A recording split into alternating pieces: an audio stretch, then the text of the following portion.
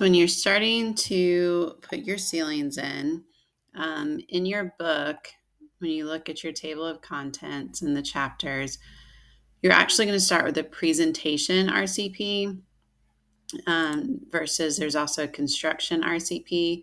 But the presentation RCP is going to talk through how you build your ceiling, how you create it, how you put the lighting in. And then in Revit, once you have built that model and put that in place, you can easily create the construction drawings from it. So your book does go through and talk you through it, but I'm going to give you an example and show you how to do it as well.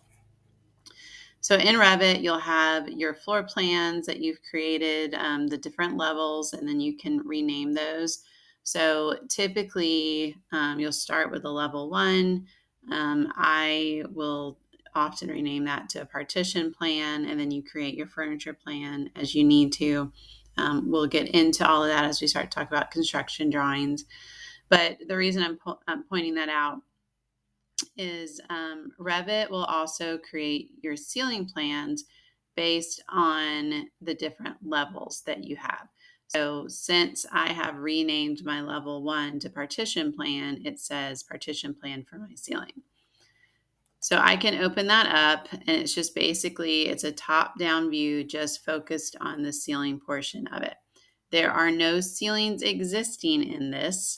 So if I were to use our section trick that I talked about for flooring, this also works for ceilings. And to look at this, I can go and see that there's no ceiling between the level 1 and level 2. So I don't have anything there. So we are going to add in a ceiling. So to do that, you're going to go to your architecture tab.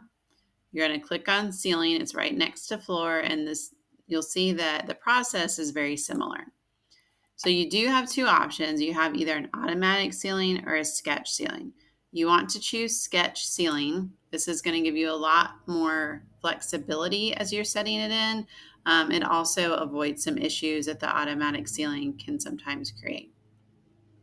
You can do a line, a rectangle, either one, similar again to the way that you do your flooring. So we're going to come in here to what our reception space is, and we'll include these offices over here.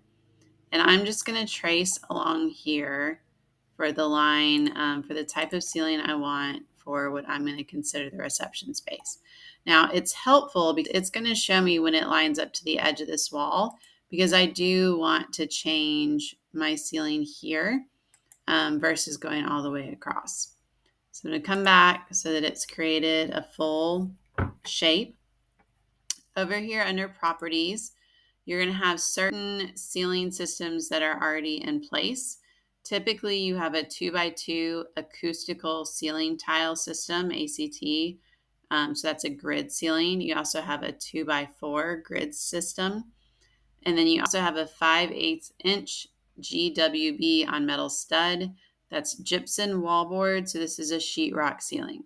So in my reception area, I want to put a sheetrock ceiling. I can also adjust the height here to whatever it needs to be based on the level. And if you're not sure on that, you can again use that section tool, and I'll show you how to check that as it goes through.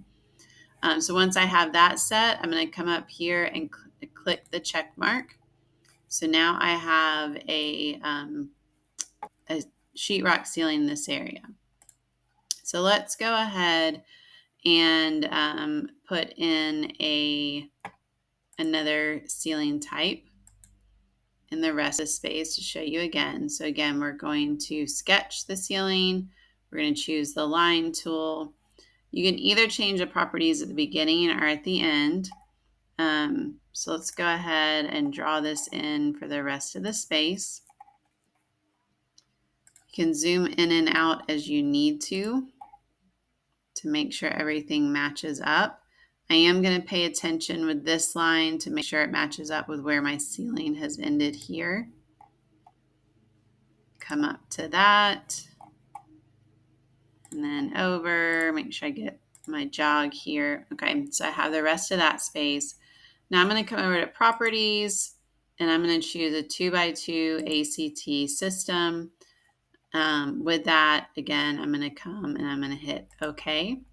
You'll see as soon as I hit that that's okay, it's going to bring in the grid part of it as it goes through. Now your book will explain to you how to adjust where the grid lines up. So if you want to center it on the room, it also talks to you about if you want to put it on a 45-degree angle. And this is important because the benefit of a grid ceiling when it's used a lot in commercial design is that when we get to adding lighting, I can place the lighting in this grid system and I don't have to dimension it. So you want your grid system to lay out exactly on the paper as you do in the real building, because that's how the installer is going to put that in and they're going to use that for layout. The other thing I just noticed, I have my elevation tag that's showing right here. And you don't, on an RCP, you don't want your elevation tag to show. This should only show in your partition plan. So what I can do is I can click it and then right click and do hide in view. And if I do category, it's going to hide all of that part of that elevation so that it's not showing. Okay, so that's kind of the simple way to start by adding your ceilings and using items that are already in. If you need to select a ceiling to make a change, it's similar to a floor. You're going to find a wall close by and just hover over it and hit the tab button until it selects the ceiling area that you want. If you wait long enough, it'll come up and tell you what that is. So now I can come back and I could change it. So I could change the type or the height as it goes through. And again, if I come back to this section tool, it will show me right now my level is at 10 feet. So all of my ceilings are at 10 feet. If I wanted my, one of my ceilings, let's say we wanted the grid ceiling lower.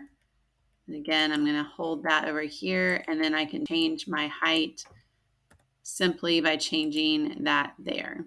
And again, look at the section and now you'll see that the grid ceiling has lowered from where the sheetrock ceiling is. All right, so that's how you install your ceilings and adjust the type for what's already there.